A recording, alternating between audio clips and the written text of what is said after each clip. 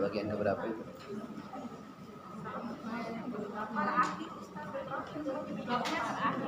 Hah? Udah ke terakhir.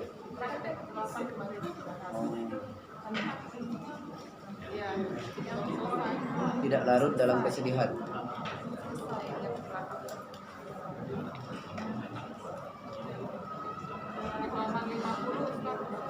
Halaman 50.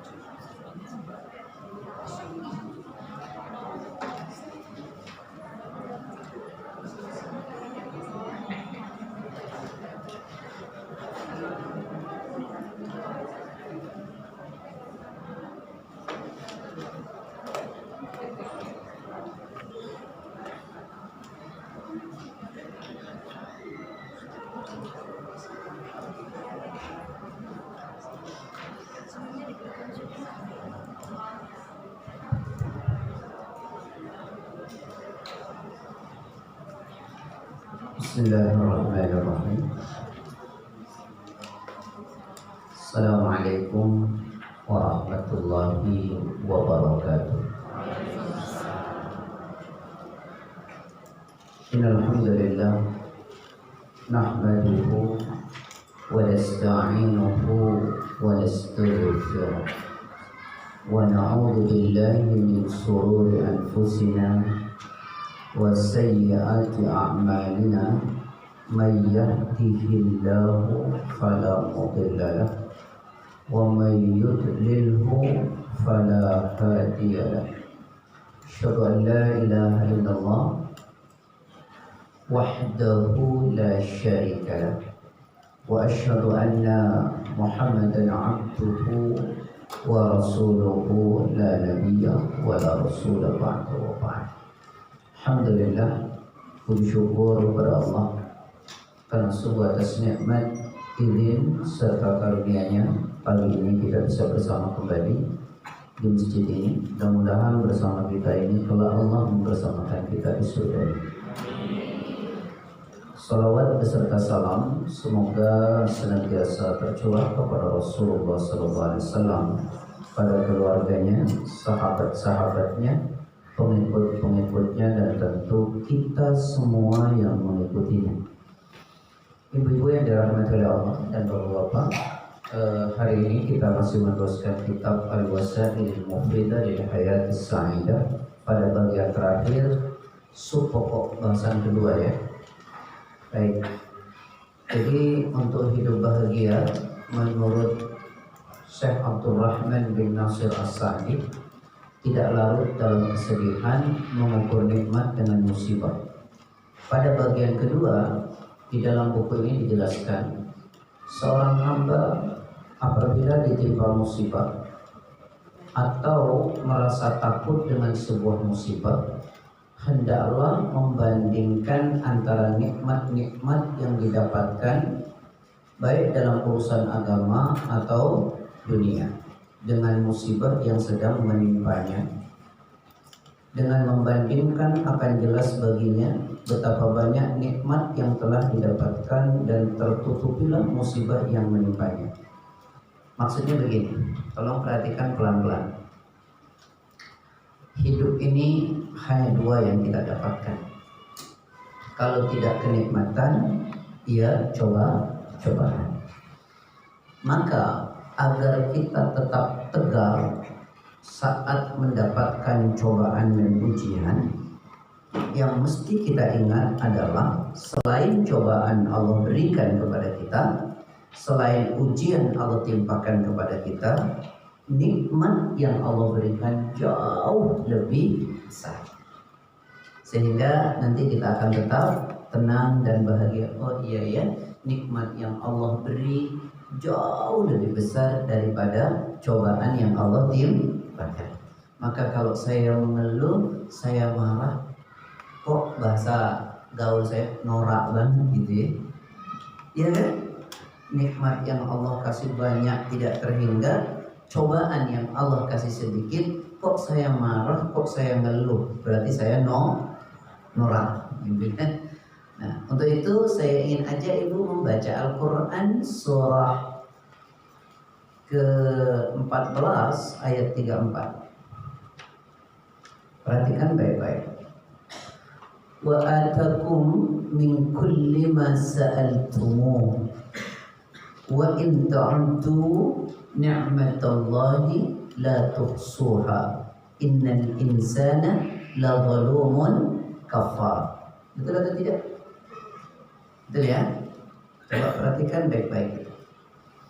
Wa atakum min kulli ma sa'altumuh, dan kami menganugerahkan kepada kalian setiap apa yang kalian mohonkan, setiap apa yang kalian minta. Bahkan kita perlu tahu yang kita tidak minta Allah kasih. Lalu kemudian Allah berfirman, wa in ta'uddu ni'matallahi la tuhsuha. Jika kalian mau menghitung nikmat yang Allah berikan, maka kita tidak akan bisa menghitungnya, begitu banyak. Innal insana la zalumun kafar. Sungguh manusia itu zalim lagi ingkar. Jadi ini kita itu kalau dikasih nikmat lupa sama Allah, sehingga yang banyak tidak terhingga itu kemudian terasa kecil dan sedikit. Cobaan yang Allah berikan sedikit karena kita ingat betul jadi terasa banyak. Makanya agar hidup ini bahagia, saat kita diberi cobaan oleh Allah itu, yuk kita ingat, oh nikmat yang Allah beri jauh lebih besar dari cobaan yang saya terima. Maka insya Allah kita tidak akan ngeluh terus, tidak akan marah-marah. Kenapa? Karena kita merasa malu sama Allah. Jelas? Jelas atau enggak? Kalau enggak jelas saya ulangi. Karena saya mau ngaji itu nggak mau ngomong aja, terus ibu pulang cuma dapat pusing gitu. Saya pengen ibu dapat apa yang saya sampaikan. Sudah sampai sini ya? Ngerti? Baik, saya kasih contoh. Siapa manusia paling dekat dengan Allah? Ada yang lebih dekat dengan Allah melebihi Rasul? Nah, ada yang lebih bertakwa di antara manusia kepada Allah melebihi Nabi Muhammad? Tidak ada. Apakah Rasulullah SAW diuji? Apakah Nabi Muhammad SAW diberi cobaan? Orang yang paling dicintai, yang paling dekat, dan yang paling bertakwa, ujiannya pun tak kunjung reda. Terus pantas enggak kita bilang, ya Allah, saya udah sholat, saya udah ngaji, saya juga udah puasa, kenapa ujian saya tak kunjung reda? Ayo. Karena itu Nabi mengatakan begini, kalau kalian diberikan cobaan oleh Allah, kata Nabi, ingatlah cobaan yang pernah menimpa diriku, maka kalian akan merasa kecil yang kalian terima. Paham? Hadisnya di mana? Kata Nabi begini, man azamat musibatuhu, siapa orang merasa besar banget cobaan yang sedang menimpa dirinya. Lalu Nabi bilang, falyadhkur musibati, hendaklah kalian ingat betul musibah yang menimpa diriku. Fa innaha satahawwanu alaihi musibatu. Dengan demikian engkau merasa kecil apa yang musibah kalian terima. Paham? Saya ulangi. Man azamat musibatuhu, siapa orang merasa besar banget cobaan yang sedang menimpa dirinya. Lalu kata Nabi, falyadhkur musibati, hendaklah kalian ingat musibah yang pernah menimpa diriku. Fa innaha satahawwanu alaihi musibatuhu. Dengan demikian engkau akan merasa ringan dan kecil musibah yang terjadi pada dirimu. Nabi saja yang paling dekat dengan Allah pun diberi cobaan. Masa saya yang imannya tak lebih kuat dari Nabi, lalu saya selalu menuntut tak pernah diberi cobaan. Malu kita sama. Paham sampai sini? Paham ya? Udah dapat dua. Saya maunya pelan-pelan tapi dapat gitu ya. Insyaallah. Coba yang pertama gimana tadi? Ya, dari kepala nih Pak Ustaz. Gimana saya ceramah bacain kitab aja gitu. Itu saya nggak mau tuh. Karena saya tahu ibu-ibu tuh nggak bisa gitu. Terus nanti tidur berjemaah di situ kan? Baik. Jadi gini. Kalau kita diberi cobaan oleh Allah, ibu, satu, ingatlah bahwa nikmat yang Allah berikan kepada kita jauh lebih besar daripada cobaan yang Allah timpakan kepada kita, sehingga kita tetap merasa happy itu. Yang kedua, saat kita diberi cobaan dalam hidup ini, ingat loh, manusia terbaik itu adalah Rasul. Manusia yang paling dekat kepada Allah adalah Rasul. Rasul yang sangat dekat kepada Allah pun dicoba. Lalu kita nggak pengen dicoba, memang kita lebih dekat kepada Allah daripada Nabi. Tidak, karena itu kata Nabi, man azamat musibatuhu, siapa orang merasa besar banget cobaan yang menimpa dirinya, falyadhkur musibati, kata Nabi, kamu mesti ingat musibah yang pernah menimpa diriku. Fa innaha satahawwanu alaihi musibatuhu, maka dengan demikian kalian akan merasa ringan musibah yang terjadi pada kalian. Susah kan membahasakannya ya? Coba, siapa yang bisa membahasakan yang kedua tadi? Kalau yang pertama kan sudah paham tuh, bahwa nikmat yang Allah berikan jauh lebih besar daripada cobaan. Yang kedua gimana coba? Ya pokoknya kayak gitulah. Yang penting paham.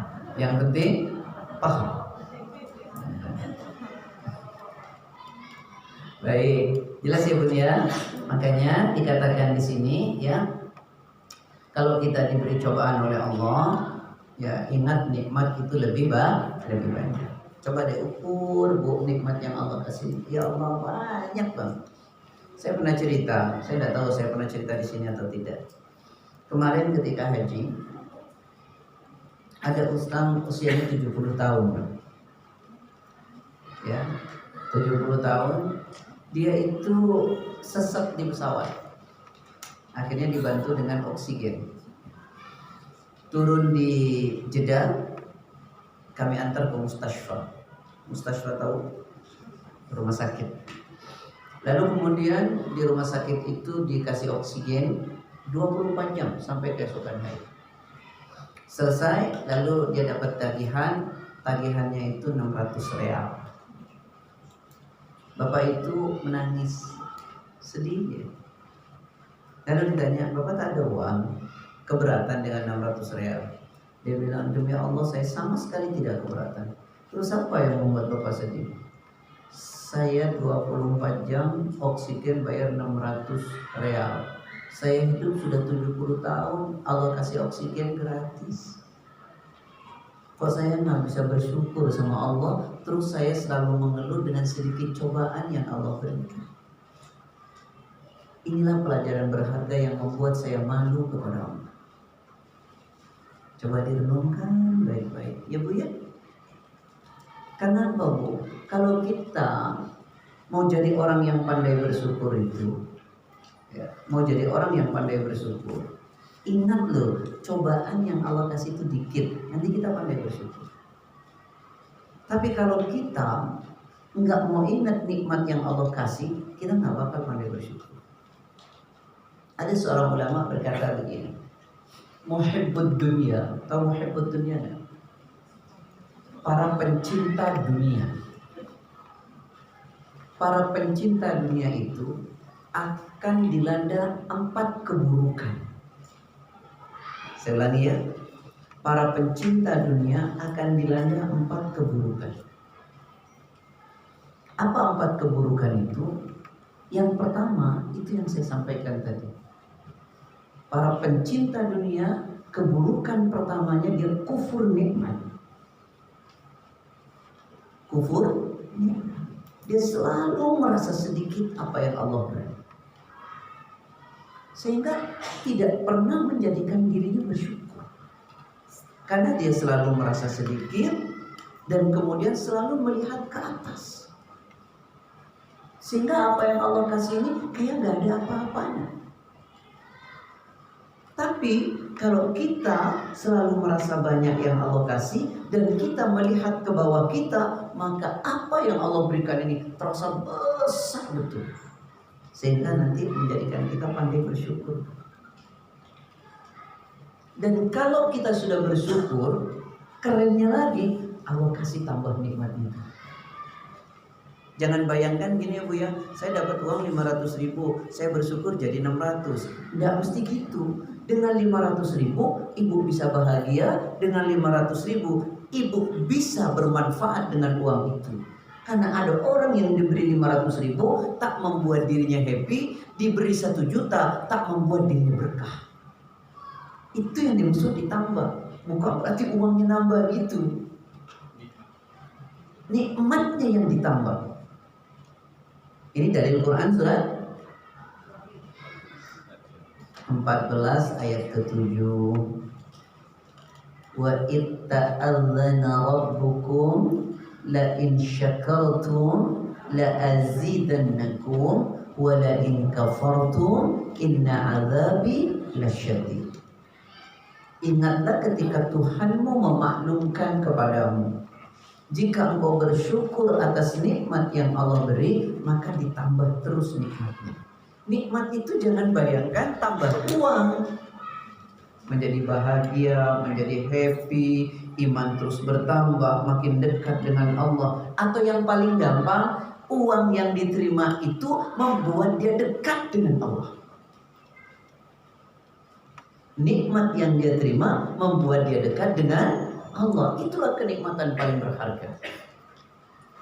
Karena banyak loh Bu, orang diberi nikmat oleh Allah tapi tidak membuat dia dekat dengan Allah, malah membuat dia lari. Betul atau tidak? Dan ini juga digambarkan Allah dalam Quran pada surat 17 ayat 83. Wa idza an'amna 'alal insani a'rada wa na'a bi janibi wa idza massahu syarru kana ya'usa. Dan ketika kami anugerahkan berbagai macam kenikmatan kepada manusia, apa yang terjadi? Berpaling dari Allah, menjauh dengan sombong. Padahal diberikan segalanya oleh Allah, kok malah lari dari Allah, kok menjauh dengan sombong. Padahal kalau kita diberi manusia, kita dekat tuh sama manusia. Allah yang kasih malah kita lari. Coba nih, aneh betul kan? Itulah manusia. Kalau dikasih susah, putus asa. Surat 17 ayat 83. Masya Allah, duduknya sama di depan Pak Ustaz. Itulah ibu-ibu. Ibu gini gimana mau ngaji sama Ustaz Firanda? Ustaz baru ngomong udah lewat ke Gambir itu sebenarnya. Masya Allah, Ustaz pelan-pelan banget ini. Ya, sudah selesai ya, pahami itu baik-baik ya. Kemudian bahayanya kalau kita tidak bersyukur, bahayanya azab Allah itu pergi. Azab itu tidak mesti di akhirat. Teguran atas ketidakbersyukuran kita kepada Allah itu sudah ditegur mulai dari dunia. Karena Anda tidak bersyukur atas nikmat yang Allah kasih, nikmatnya itu membawa Anda jauh dari Allah. Itu adalah azab. Tidak ada azab terpedih bagi seorang muslim ketika dalam hidup dia dijauhkan dari Allah, enggan beribadah, malas baca Quran, malas kajian. Itu adalah azab terberat bagi seorang muslim. Tidak ada melebihi itu. Jika hati kita dijauhkan darinya, jika diri kita tidak dibuat bersemangat untuk dekat dengannya, jika kita dijauhkan dari ibadah, jadi kajian, itu adalah azab terbesar bagi kita. Hanya banyak duit, Kemis besok kemana? Wah, Kemis saya pusing. Kenapa? Banyak kajian. Udah kalau gitu kita ke Plaza Indonesia saja. Kacau sudah itu. Jadi bukan pusing milih kajian. Nah ini jelas apa enggak nih? Coba bagaimana enggak nih? Anak hafal kajian hari ini. Di tempat saya biasa ngajar itu hari Senin Ustaz Abu Osama. Di tempat saya ngajar di Al-Azhar sekarang Ustaz Zainuddin Usairi. Iya kan? Di Rabani Ustaz Firanda. Masya Allah. Coba tinggal milih. Tinggal milih kan? Bagi siapa?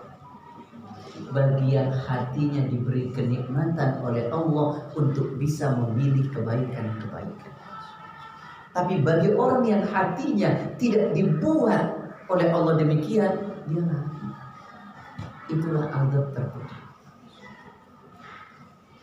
Jelas? Jelas apa enggak? Ada kesedihan dari kita melebihi saat kita tidak punya daya tarik terhadap kebaikan. Enggak ada, itulah kesedihan terbesar. Itulah ketika Anda tidak bersyukur, azab Allah itu pedih. Oke, kalau yang kayak gini ibu tidak terlalu kencang soal dunia deh. Kalau nggak bersyukur nanti dicabut tuh dunianya semua. Buka Quran surat An-Nahl ayat 112.